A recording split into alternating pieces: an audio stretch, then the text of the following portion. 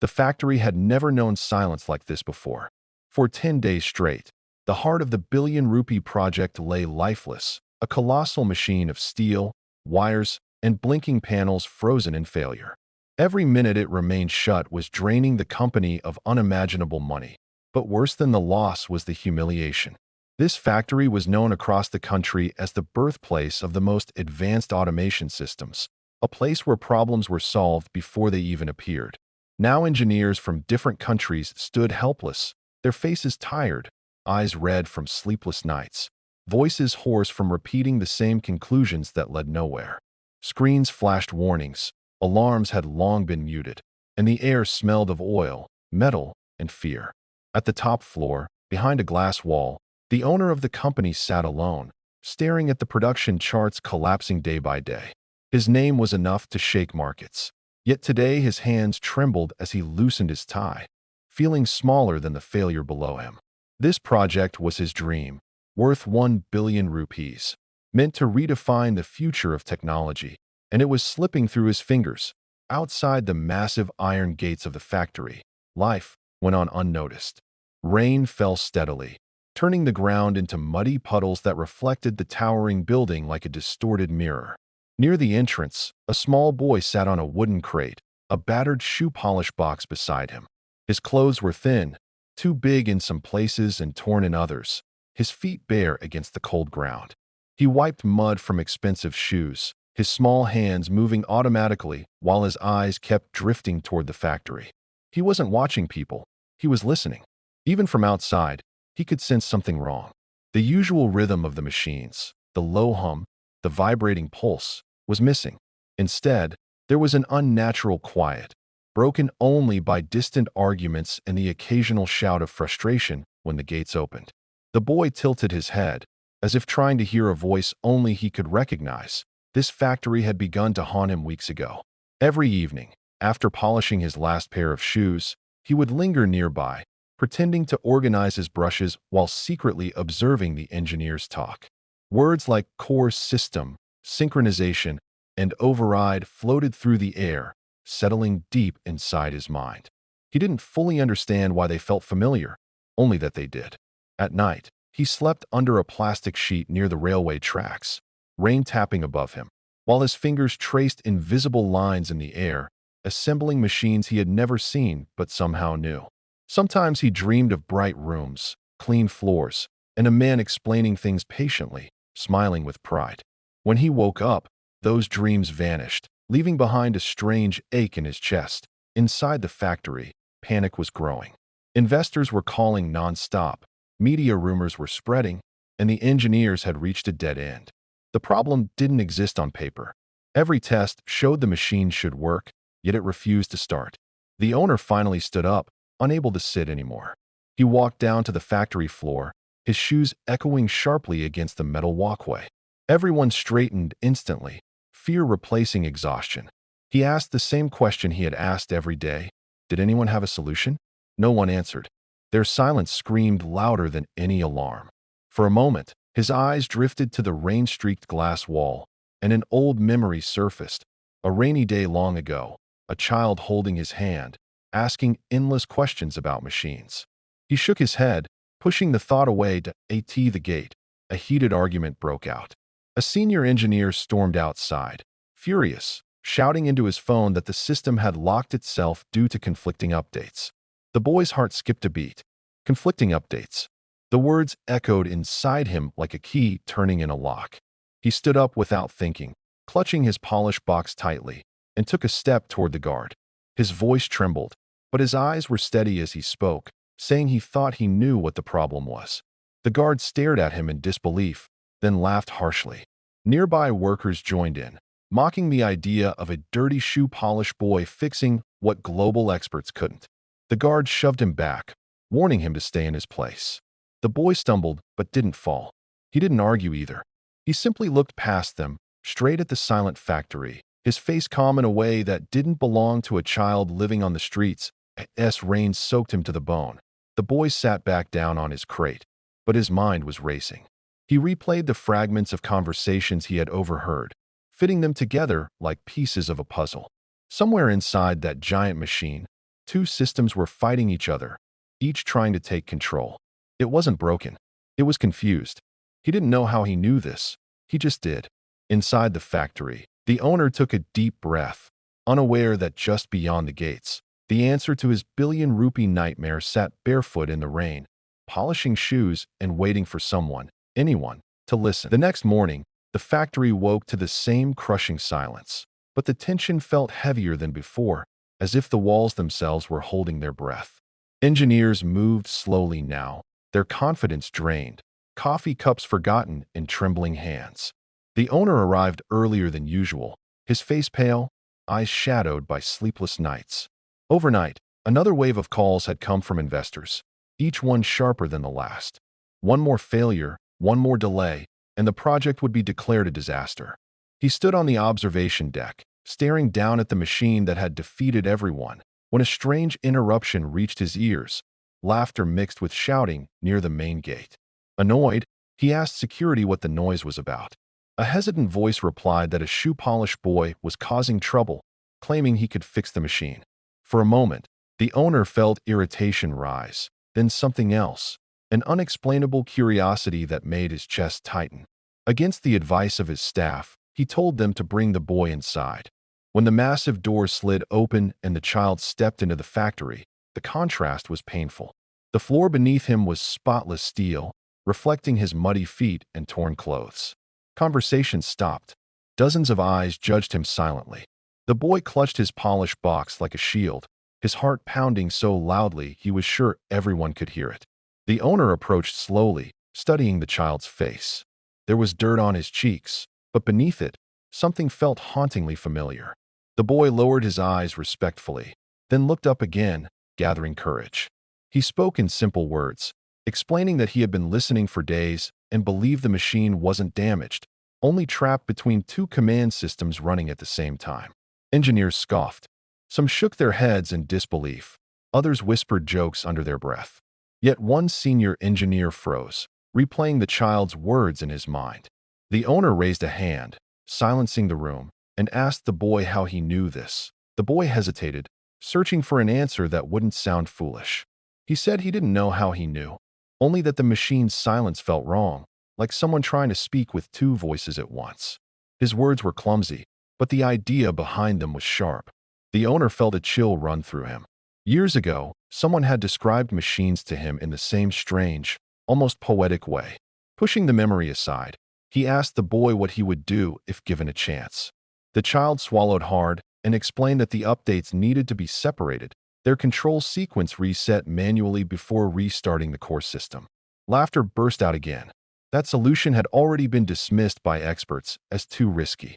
But the boy insisted, adding a small detail: one specific loop had to be isolated first, or the system would lock permanently. That detail hit the engineers like a slap. They had missed that. Silence fell. The owner looked around, reading the fear and doubt on every face. This was madness, trusting a street child over world-class engineers, yet doing nothing guaranteed failure. After a long pause that felt endless, he nodded. The boy was escorted closer to the machine, his steps slow and careful, as if approaching a sleeping giant. The hum of electricity vibrated faintly beneath the floor. An engineer handed him safety gloves, hesitating as if afraid they would swallow the child's hands. The boy took them and placed his polished box aside, his eyes scanning the control panel with quiet focus. His fingers hovered, then moved with surprising confidence, selecting options, disabling a sequence, rerouting commands exactly as he had described. Engineers leaned in despite themselves, drawn by the clarity of his actions. He explained each step softly, not to show off, but to make sure they understood. As he worked, flashes of memory flickered behind his eyes: clean rooms, digital screens, a man's voice encouraging him to think differently. He didn't know where those images came from, only that they guided him. Sweat trickled down his forehead as the final sequence began. For a moment, nothing happened. Then a low hum filled the air, growing stronger, steadier. Lights blinked from red to amber, then to green. A collective gasp echoed through the factory as the machine's massive arms twitched, then moved smoothly for the first time in 10 days. Cheers erupted. Some engineers laughed in disbelief. Others wiped tears from their eyes. The owner stood frozen, heart pounding, watching the impossible unfold. The billion-rupee project was alive again. He approached the boy, his voice unsteady, and asked his name. The child answered quietly. The owner repeated it under his breath, feeling the world tilt. The name struck him like lightning, unlocking a memory he had buried for 12 years.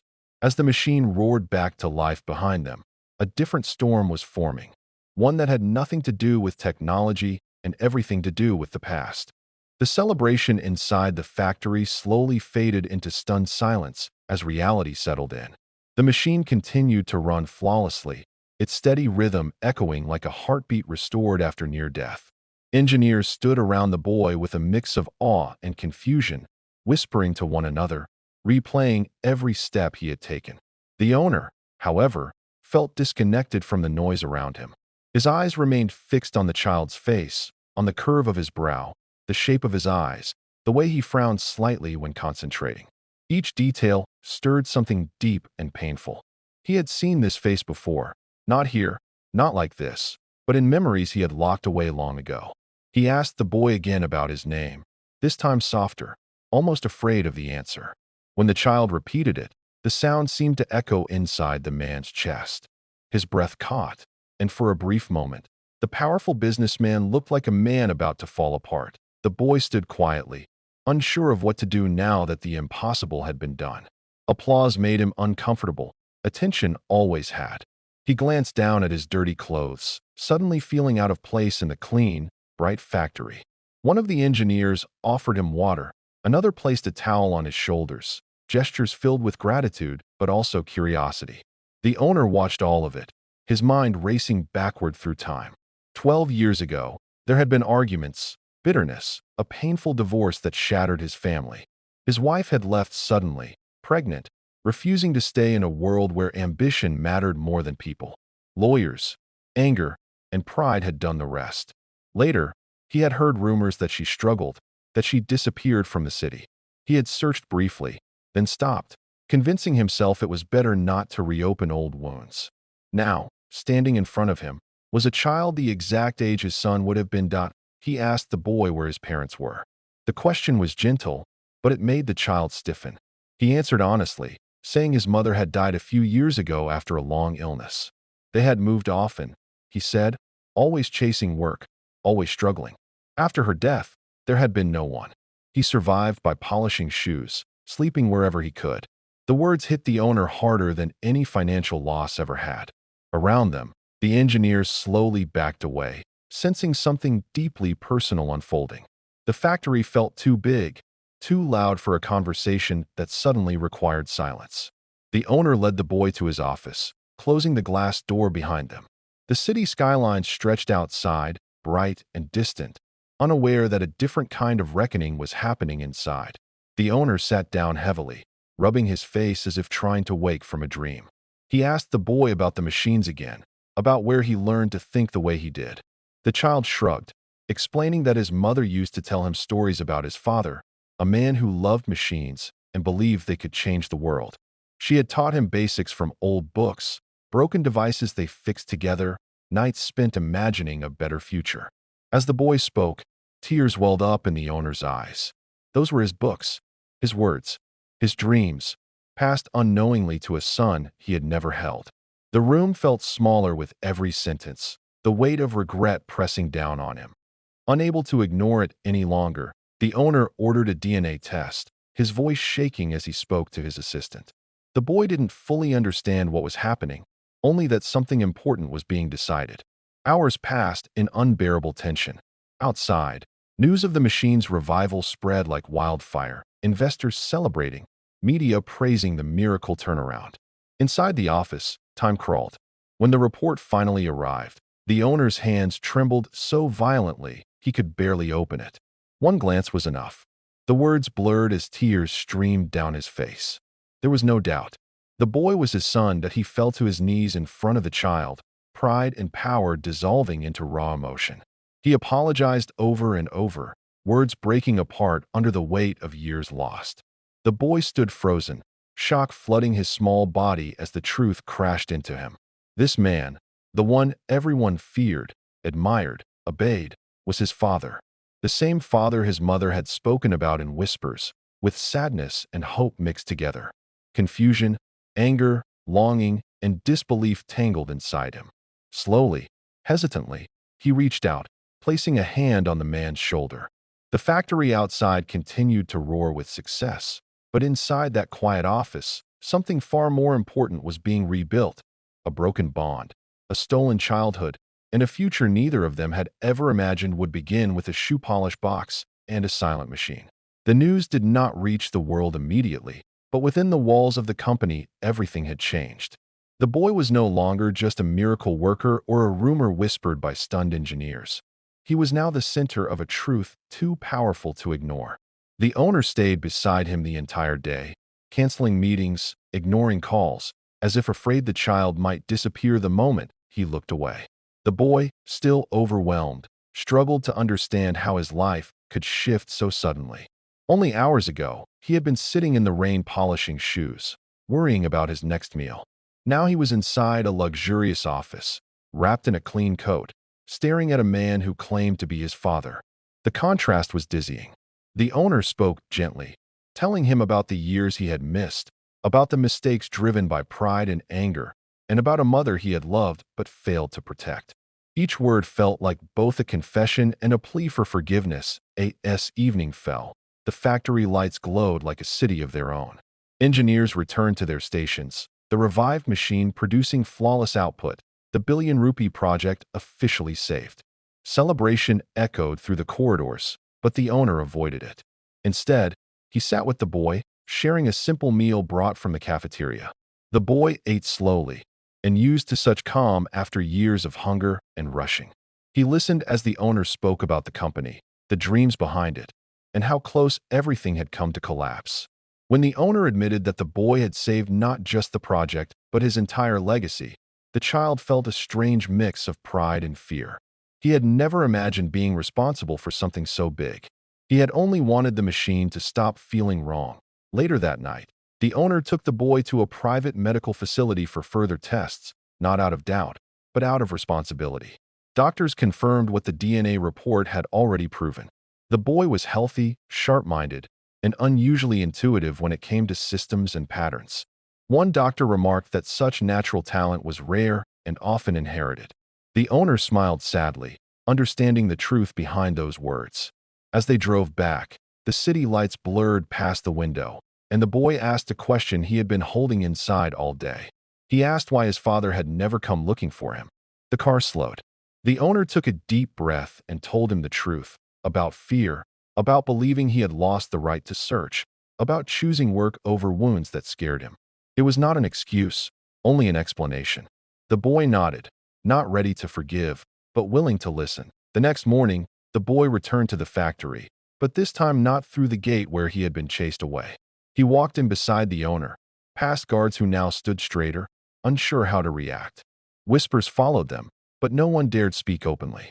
The owner gathered the senior staff and announced that the child would be staying with him, that he would be educated properly, trained, and protected.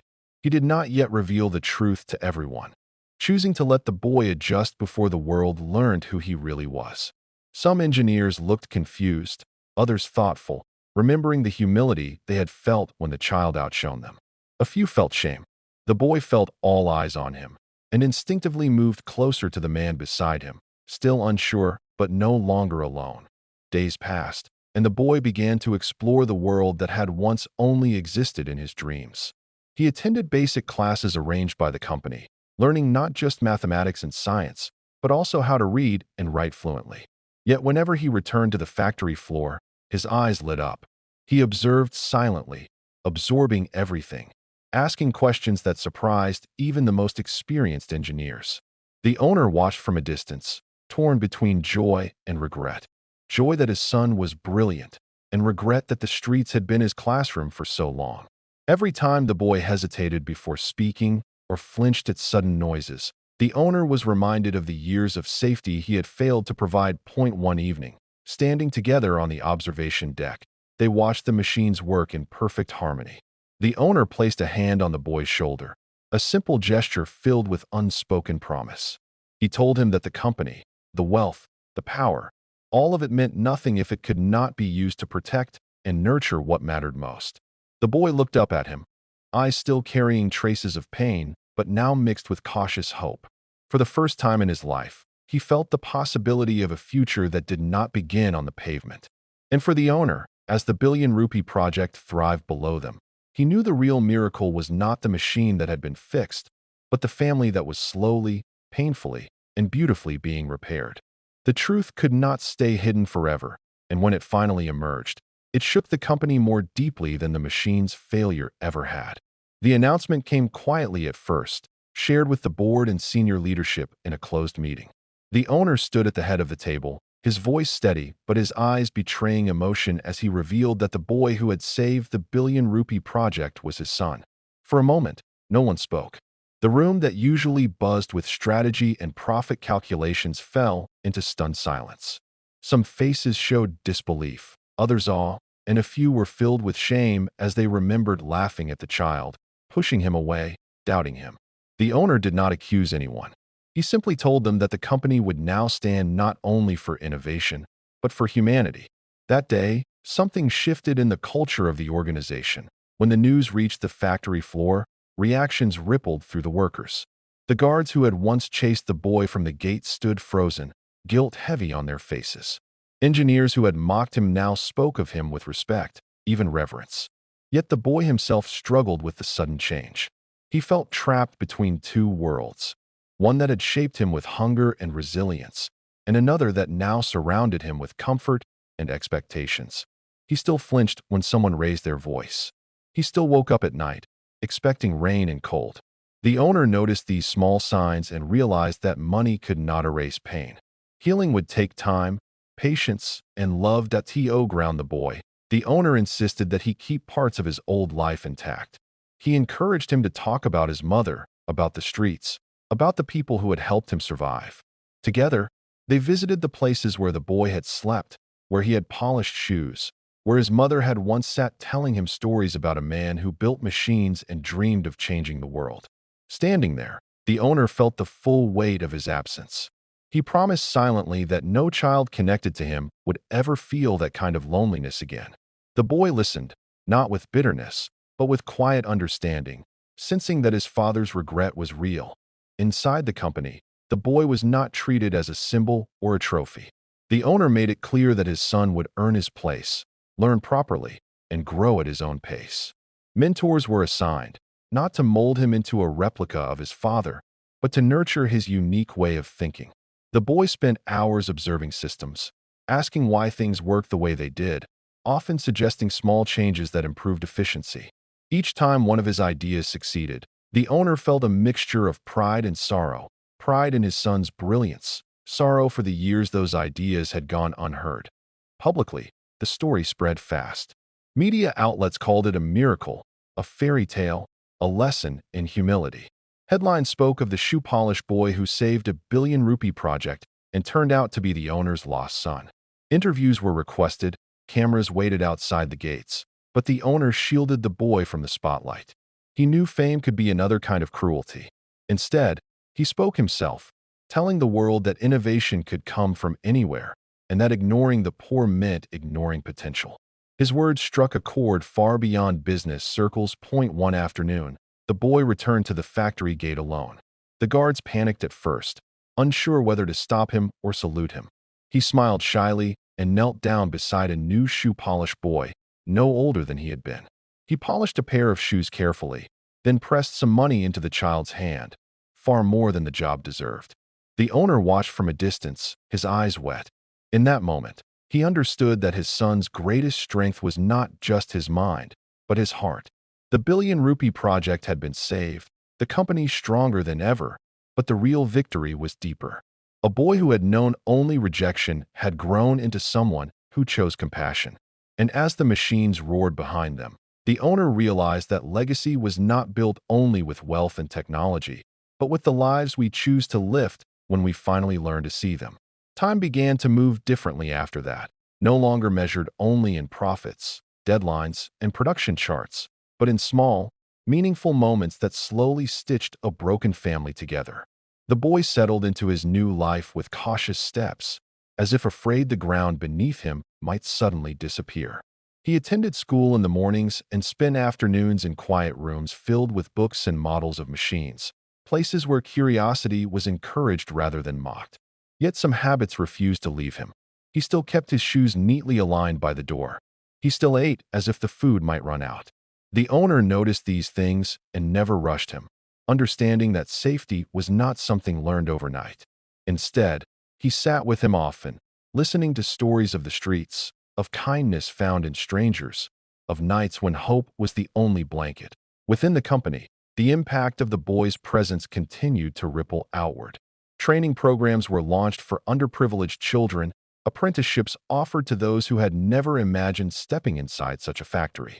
The owner made it clear that this was not charity, but investment, proof that talent did not belong to any one class.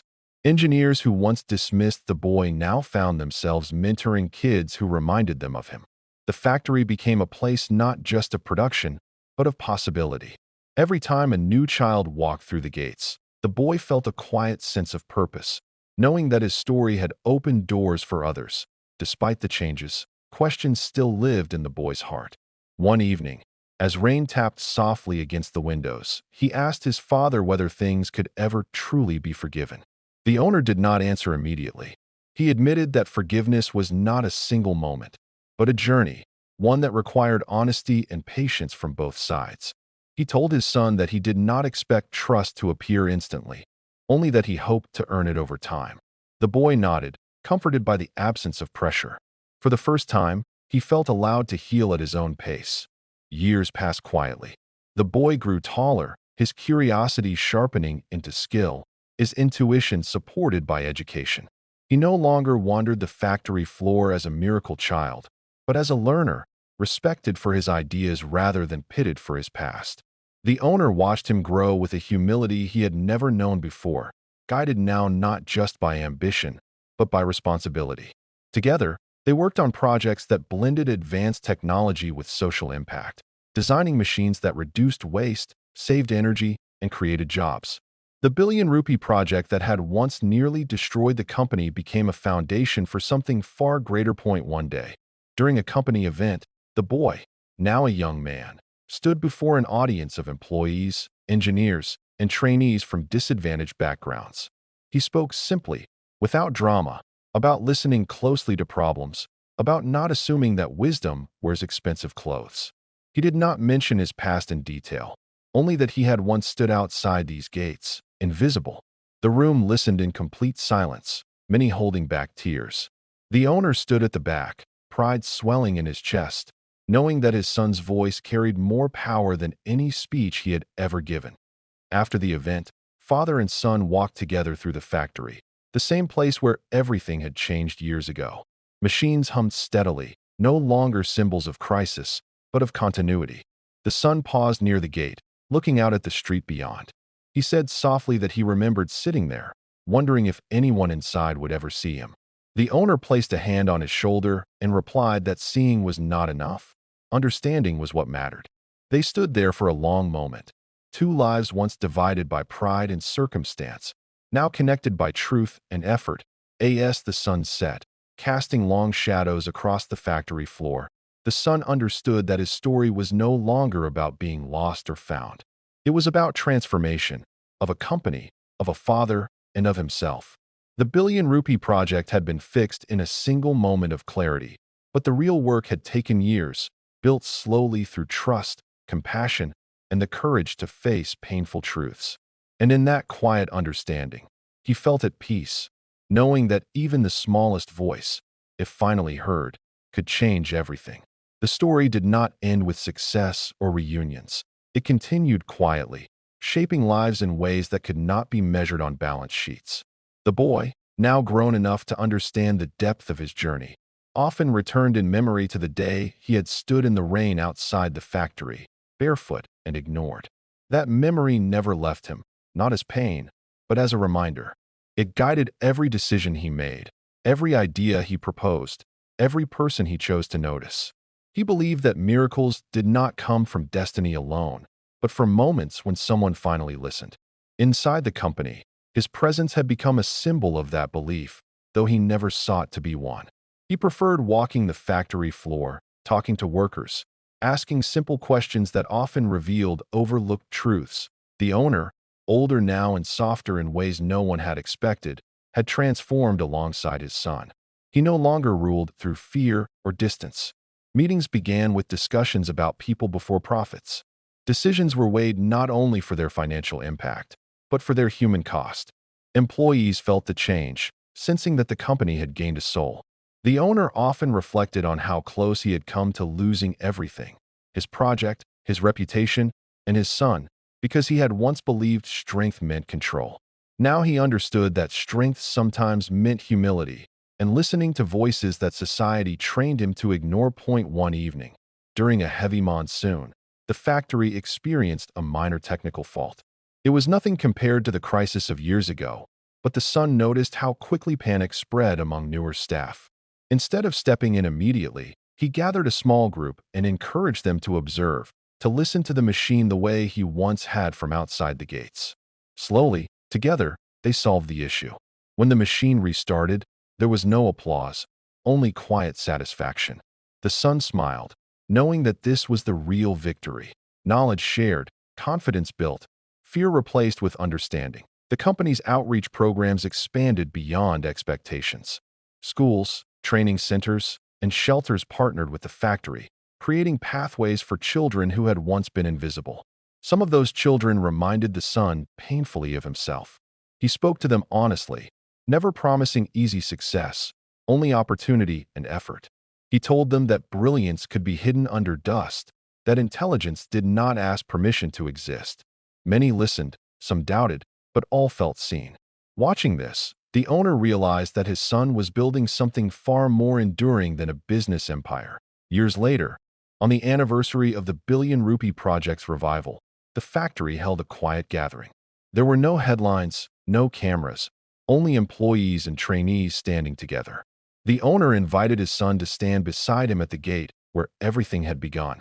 He handed him a small, worn shoe polish brush, preserved carefully all these years. The son took it in his hands, feeling its roughness, its history. The owner told him that this brush had once opened his eyes, and that he hoped it would never be forgotten. The son nodded, understanding that the brush was not a symbol of poverty, but of awareness. As the gathering ended and people returned to their work, the son stayed behind, watching the street outside. Life moved on as it always had. People hurried, vendors called out, children laughed. Somewhere among them were minds full of ideas, waiting for a chance. He knew he could not save everyone, but he could choose to keep listening. Turning back toward the factory, he felt gratitude rather than triumph. His journey had begun with rejection and disbelief, but it had led him to purpose. The Billion Rupee Project was now just one chapter in the company's history, but the lesson it taught lived on. It taught that solutions can come from the most unexpected places, that dignity and intelligence are not defined by clothes or status, and that sometimes the person everyone ignores is the one holding the answer. As the machines hummed steadily behind him, the son walked forward, carrying with him the quiet promise that no voice would be dismissed so easily again. Not on his watch. Not in this place where a shoe polish boy had once fixed far more than a broken machine.